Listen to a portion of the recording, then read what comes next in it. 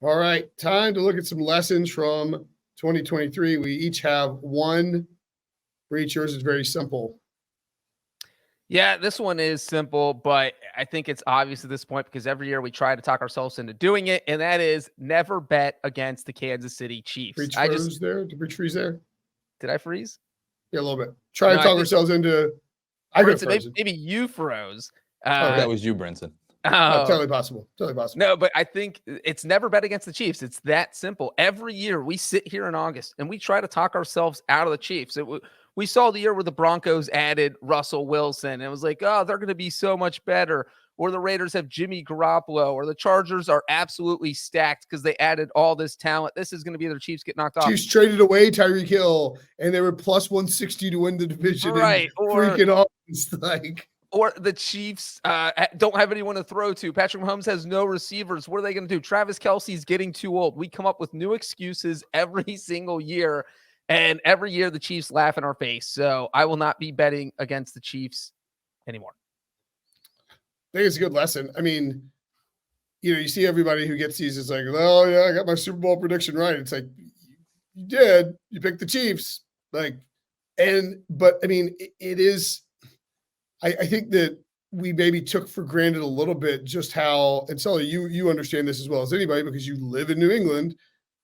Like, this is what the Patriots were like for 20 years. You can pick somebody else to win the AFC. Knock yourself out.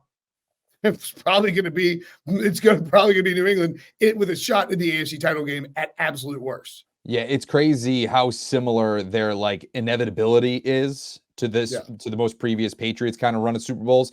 It reminds me the same exact thing. It's pretty remarkable. And even going into this postseason, you could say, like you were saying, preseason, oh yeah, no, I picked the Chiefs to win the Super Bowl. It was a lot harder to say that going into the postseason, especially after seeing the wide receivers struggle the way that they did. We all thought that was going to be their Achilles heel. But you know what? They played great defense. They could run the football, and they still had Travis Kelce and Patrick Mahomes and Andy Reid running the show on the sidelines.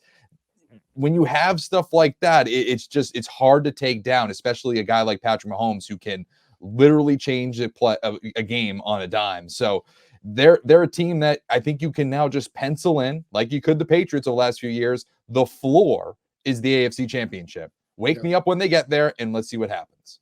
And it's worth noting, too, it's like, I mean, look, Ryan Wilson not here, so he can't defend himself on this. I said for like the final 5 to 6 weeks of the season, I was like, okay, the Chiefs don't look great. We can be panicked about them, but what if their offense flips a switch? And we saw Patriots teams like Wilson's like, that's just not going to happen. It just can't happen. Yeah, it can. It did to a degree. And they had a bunch of scoreless quarters and scoreless drives in the playoffs. But we saw for years Patriots teams that weren't that great. You just get it. You get them to the playoffs, and they just have these different advantages with coaching at quarterback, where they know how to win in these spots because they've won so much. It's like you just actually Patrick Mahomes win 4 games, Sully. And not only that, like it's just eerily similar to how I watched the last few years with Brady and Belichick, with Andy Reid and Patrick Mahomes, as they also have this, I said inevitability, but they also have this like weird voodoo magic where all of a sudden these teams just make these crazy mistakes and they just pounce all over it and they win the game. I mean, a muffed punt in the Super Bowl where it kind of kicks a returner in the ankle and they somehow get into the red zone and they score a touchdown, it completely flips the game. That stuff doesn't happen all the time, but it does seem to happen to the Kansas City Chiefs, very similar to how often it happened with New England. It's one of those things where I don't know if it's luck or if it's some voodoo or whatever is going on there, but they have that thing that really centers around them winning as well. Yeah, there's some quote. I'm trying to find it right now, but I probably won't get to it, but I'll paraphrase it. Bill Walsh, I mean, like all these, it's like before you can win the fight, you've got to be in the fight. I mean, 1, that applies, but then 2, it's like he basically said, if you keep your cool when bleep hits the fan, you don't have to like elevate your game. You just have to maintain your level. Everyone else is going to freak out, and you're going to you're going to benefit from that. And we've seen that certainly with the Patriots and now with the Chiefs as well. All right, my lesson. Oh, sorry, Breach, you got another one. No, go. One lesson each. Okay. One lesson each. My lesson: patience with a head coach can sometimes pay off, and we saw that this year with Dan Campbell. He started in 2021 0-10-1 and finished 3-13-1. In 2022, he started 1-6. When he was 1-6, when the Lions were 1-6 in 2022, so you're talking like what 4-19-1 in Dan Campbell's tenure. There was definite talk about him on the hot seat and getting rid of Dan Campbell and firing Dan Campbell because it's not working out a year and a half in, and biting ankles is coming back, and we're talking about that. And this happens all the time with NFL coaches and with college coaches, where you struggle out of the gate, the bad team. The Lions were patient. Campbell ripped off a bunch of wins to close the season. I think he finished 9-8. Obviously, you're not going to fire him after that run when he beats Green Bay on Sunday night to knock the Packers out of the playoffs. But then they come back this year and make the NFC title game. And I just think there are franchises, I mean, hey, Carolina, that would have said, well, this isn't working a year and a half in and fired Dan Campbell, and you'd be rebooting all over again.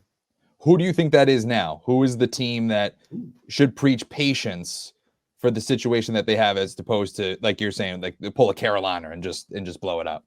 Like a Carolina. I mean, Zach Taylor could example. I mean, Zach Taylor could example that too, Breach. We think maybe. Yeah, I was absolutely going to bring up Zach Taylor. That look, they started 2-14. They expected low. They didn't expect much from the team in 2019. Andy Dalton's last season, and then even Joe Burrow's rookie year, after he tore his ACL, they kind of just went into the toilet. They went 4-11-1, and it was just like, this guy has 6 wins in his first 2 seasons. He is 6-25-1. How can you justify keeping him? There are a lot of people calling for his head, but if there's one thing the Bengals don't do, it is fire their coaches 2 years in the contract, and the patience paid off. You go to 2 straight AFC title games, you go to a Super Bowl. So absolutely, there are situations where this makes a lot of sense. And I think that's a problem with everybody's we want results now, is that sometimes you do need that patience, and Dan Campbell and Zach Taylor are very good examples of that. I think if I was going to pick a team right now that's in that spot, I would say the Giants. You know, I think they had that first good season with Brian Dable. Last year, 6-11. People were like, we're out of the Giants. This guy sucks. These guys don't know what they're doing. Like, it looked to me very clear like they know what they're doing that first year. If anything, they're a victim of their own success because they won games, went to the playoffs that first year. And it reminds me, I've said this a ton, it reminds me of the Buffalo Bills when Sean McDermott took over. Brian Dable was there with him. How, like, surprising first year, step back in the second year, and then, find your quarterback. They still got to do that, but find your quarterback and maybe have success. I think you could also argue that the Bills qualify. Like, no, the Bills don't qualify. Dan Campbell and Zach Taylor were absolutely nobody would have questioned them if they got fired after 2 seasons. Yep. Season and a half. They might qualify for a different conversation, different conversation. Fair. Right. Like, I see what you're saying where they could. Like, I just feel like people are like, well, this Buffalo thing's done. Let's pull the plug and reboot the whole thing. It's like, it's been a pretty good football team the last few years. I think Jonathan Gannon in Arizona is one too. I think that he's, I think he kind of got clowned on when he first got hired in Arizona. And then, you know what? They were kind of spunky. They weren't awful. They weren't terrible. And if Kyler Murray's even somewhat decent, I think that this team, even if they struggle a little bit out of the gate, I think that he's a decent head coach. I think they'll actually be all right. And you can add somebody like Malik Neighbors or Marvin Harrison Jr. in the draft, and all of a sudden you get a game changer. I'll throw a wild card out there. How about the Chicago Bears? Ooh, preaching patience there. They went from 3-14 the year before his first season to 7-10 last season, and still on the hot seat the whole way to the end too. And he was, but you look at a lot of those losses. I mean, they had a bunch of 1-score losses. I think I want to say 5 of their 10 losses. It was just it felt like they were on the cusp, but again, maybe they draft Caleb Williams and just to get the reset because you feel like you aren't going to get fired if you start over with a new quarterback. So who knows what they do there? That's their big question mark. But I do feel like maybe it pays off if they stick with Eberflus. I don't know. That's the storyline of the offseason, what the Bears do with that number 1 pick now that Belichick's unemployed. All right, Sully, your lesson for 2023. Perfect. It flows right in. And, it's something that I think we can look at this offseason when we're starting to look at futures and win totals and all of that. Bet on teams that emphasize their infrastructure and their stability. If there's a lot of coaching changes, specifically at the coordinator spots, you might want to stay away. Philadelphia Eagles were coming off a Super Bowl. They kept Nick Sirianni. They still had Jalen Hurts, A.J. Brown, all these studs. You think, you know what? They're going right back. They were my pick to get into the Super Bowl against the Ravens. They were my pick to win the Super Bowl this year. One thing that I overlooked was the fact that they lost both of their coordinators. That's, we just look at it from a rookie quarterback standpoint to go, oh, that screws up their development. But when you lose two guys that are running your offense and defense, don't overlook that.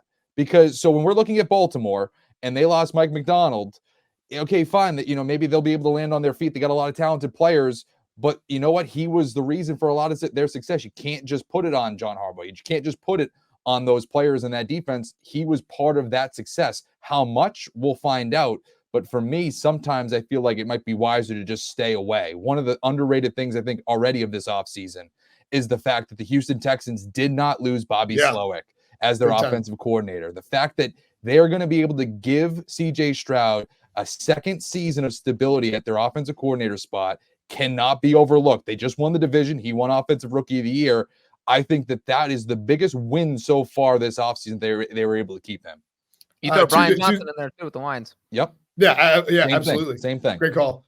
Two things there. One, Sully, you were getting some serious heat in the streets with the Eagles and the Ravens looking like the two number one seeds, the first bird Super Bowl. Like people were talking. People were talking. People were like, "Oh, Sully might have his pick," and then boom, the Eagles crashed. And then obviously, the San Francisco broke them out. And then secondly, and I'm not taking a dig here at Breach, but the Titans hired Brian Callahan, and you look at the AFC North. Brinson taking a dig at me. No, but the Bengals lose their offensive coordinator, who we think is a pretty good offensive coordinator, even if he's not calling plays. The Browns, as a result, lose the best offensive line coach in football in Bill Callahan, Brian's dad, who goes to the Titans. And then you have the Ravens losing Mike McDonald. The Steelers add Arthur Smith. The Steelers lose Matt Canada. There's a lot of stuff sort of below the surface marinating there in the AFC North. I think it's really interesting that's particularly my point. Below the surface, it's not just head coach and quarterback. There's that other stuff that you have to look at. Yeah, it's like when people handicap games, they're like, well, I mean, everybody's healthy. It's like half the offensive line's missing. That's a big deal. The stuff that's below the surface matters as well. Is this Brinson talking himself into a Steelers AFC Justin North Fields title Steelers AFC North title? Yeah.